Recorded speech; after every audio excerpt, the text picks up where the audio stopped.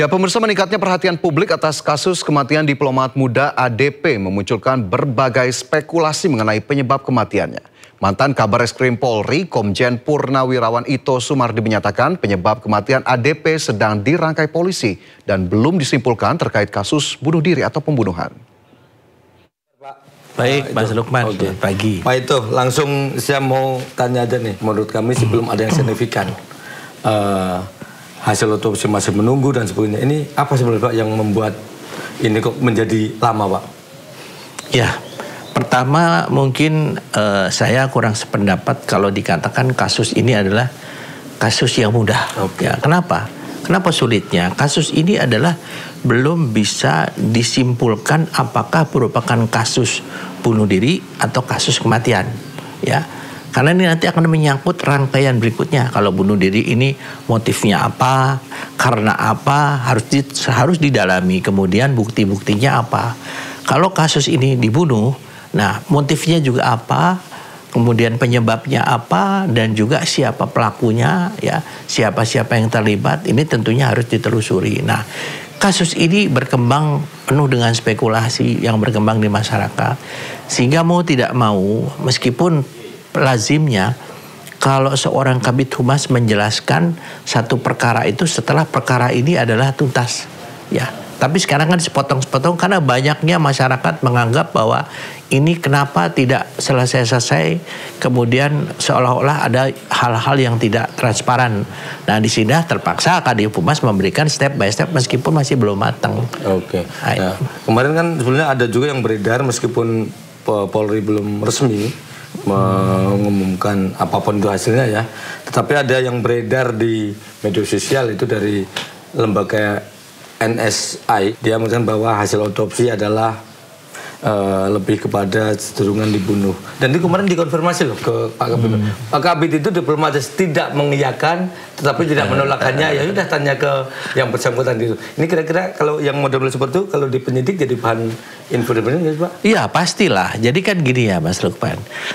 Kalau namanya satu proses otopsi itu bukan merupakan satu proses yang tertutup. Oke. Apalagi di era digital, semua orang bisa ngomong kemana-mana kan. Kita tidak bisa menutupi rahasia itu. Oleh karena itu pun juga bagus ya. Oke. Bagi Polri itu kita tidak bisa menutup-nutupi hal yang sebenarnya terjadi. Nah tentunya kalau saya pribadi ya, kita menunggu saja daripada hasil yang resmi ya. Itu kan kalaupun memang itu ada, itu merupakan hal yang tidak resmi atau mungkin bisa saja hoax ya. Tapi kita nggak tahu ya. Tapi kalau misalnya ini ya, karena apalagi era digital berarti otopsi itu juga bukan sesuatu yang tertutup ya. Berarti ada potensi kemungkinan itu ada benarnya, tapi kemudian juga itu hanya bikin-bikinan, itu berarti ada kemungkinan itu mungkin ya Pak? Ya sangat mungkin lah. Nah penyidikan aja kita tahu apa yang sekarang dilakukan oleh penyidik udah bocor keluar kan. Nah, ini era digital ya. Dan sekarang itu memang beda dengan zaman saya dulu. Mungkin zaman sebelum saya juga berbeda lagi. Ya sekarang ini era terbuka, orang ingin tampil, orang ingin menyampaikan. Sehingga kadang-kadang justru ini menimbulkan spekulasi-spekulasi di luar gitu. Pak, kembali soal ini saya tanya lagi soal CCTV. Pak, dari awal kan kita wawancara beberapa hari lalu juga CCTV itu harus menjadi pertimbangan diperiksa dan sebagainya. Itu ya ketika di kos-kosan. Sekarang yang ditanya adalah kan CCTV ternyata ADP ini dari GI itu terus ke Kemenlu, dari Kemenlu dia naik ke rooftop. Di sana ada sekitar 1 jam lebih terus turun lagi, naik bawa tas, turun tidak bawa. Pertanyaan saya adalah saya sempat dengar itu ternyata dari GI itu si ADP itu merasa dibuntuti seseorang sehingga dia ke Kemenlu terus ke atas ini entah dia menaruh barang itu untuk diamankan atau apa kurang dari sana. Tapi peran saya terus dia matiin HP-nya di situ karena untuk melindungi biar tidak ketrack lagi. Ini apakah ada sesuatu Pak di balik ini kira-kira? Kan masalahnya sekarang ADP ini sudah almarhum. Betul. Nggak mungkin, ini hanya menduga-duga saja. Menduga tentunya dari analisa Bapak. Jadi gini, setiap penyebab kematian harus dicari motifnya. Betul. Kalau memang ini dugaannya adalah bunuh diri, motifnya ada apa? Ini diruntut nih Mas. Dari tracking HP kita bisa mengetahui penyidik itu adalah ini digital forensik ya. itu pernah ke GI belanja, kemudian ke Kemlu. Di Kemlu kan ada CCTV. Kemudian apa saja yang dilakukan, ini semua adalah rangkaian untuk melengkapi motif. Ya, ini pun juga motif yang tadi, kalau kemungkinan dia itu dilakukan dibunuh oleh orang lain. Nah ini juga motif yang tadi cerita. Kan kadang-kadang sekarang di zaman AI ini orang bisa merangkai cerita-cerita. Tapi penyidik tentunya mengumpulkan yang namanya keterangan-keterangan, kemudian fakta-fakta yang ada ini kan fakta itu untuk kemudian nanti dirangkum menjadi satu kesimpulan. Jadi kalau dikatakan dia memang merasa dia dibuntuti, tentu ada latar belakang kenapa dia dibuntuti. Apakah dia melakukan satu kesalahan?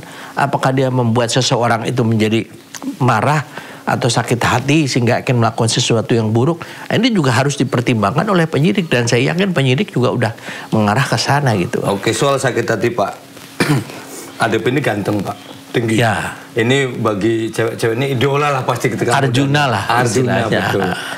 Ada nggak sih Pak potensi sakit hati kan macam-macam. Misalnya nih potensinya adalah sakit hati karena ADP kebetulan menangani kasus yang berhubungan dengan itu. Tapi ada juga sakit hati mungkin karena di Arjuna ada ya para hawa itu yang mendekat, apalagi Mas ADP ini yang saya tahu dari dua teman rekan dekatnya adalah beliau ini selalu LDRan, lebih panjang LDRan daripada bersama keluarga. Mungkin karena digoda-goda, ya sebenarnya belum tentu sesuatu yang serius, tetapi karena sering digoda menjadi akhirnya akrab. Nah kebetulan yang akrab itu mungkin sudah entah itu punya pacar, punya pasangan, akhirnya tidak terima terus ini. Kan ini salah satu, tapi di luar juga mungkin ada kasus yang lain yang mungkin sedang ditangani terus nggak terima. Ada kemungkinan kayak gitu sih nggak sih Pak? Kalau menurut saya, ini kan ada dua ya, masalah pribadi dengan masalah kedinasan. Betul.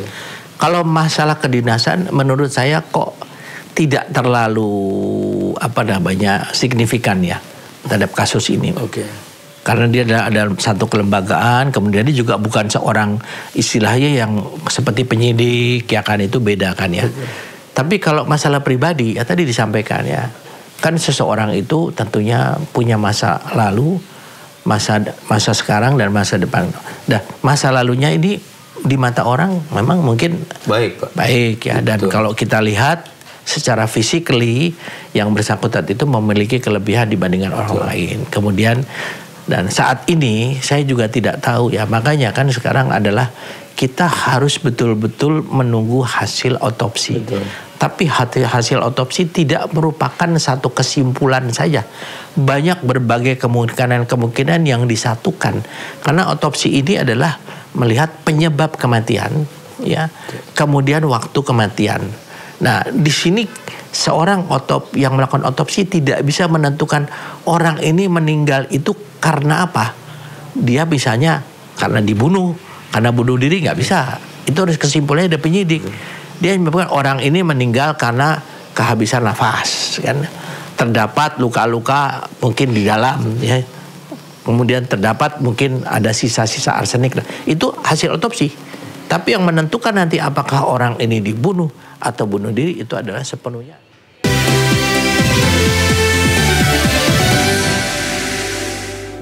Kembali bersama kami di Sindo Siang, pemirsa Polda Riau menggerebek distributor pengoplos beras di Pekanbaru.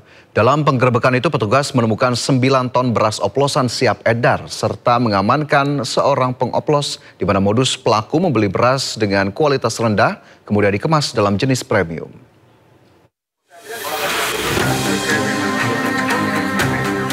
Direktorat Reserse Kriminal Khusus Polda Riau menggerebek sebuah toko yang dijadikan sebagai tempat produksi beras oplosan di Jalan Lembaga Pemasyarakatan Kota Pekanbaru Riau.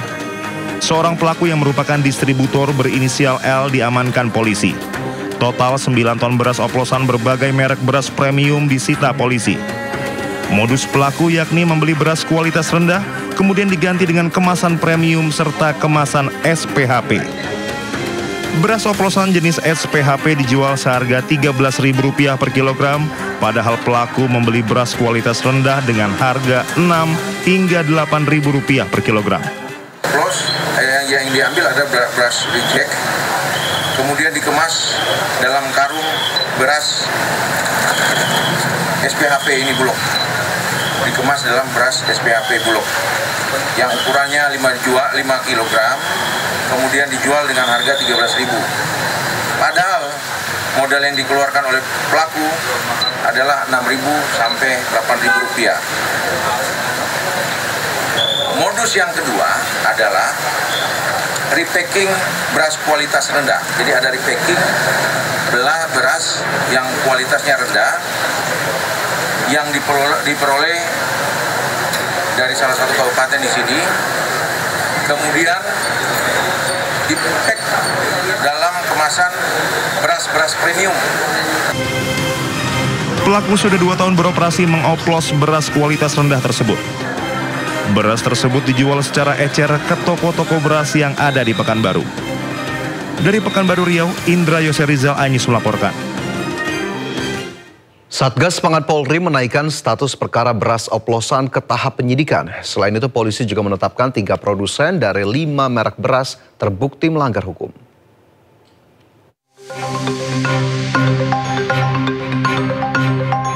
Satgas Pangan Polri telah melakukan penyelidikan terhadap 212 merek beras yang diproduksi oleh 52 perusahaan beras premium dan 15 perusahaan beras medium. Dari proses tersebut, Polri mengklaim menemukan 5 merek beras premium, yaitu Sania, Sentra Ramos Biru, Sentra Ramos Merah, Sentra Pulen, dan Jelita tidak sesuai mutu di kemasan. Kelima merek tersebut diproduksi oleh 3 produsen, yaitu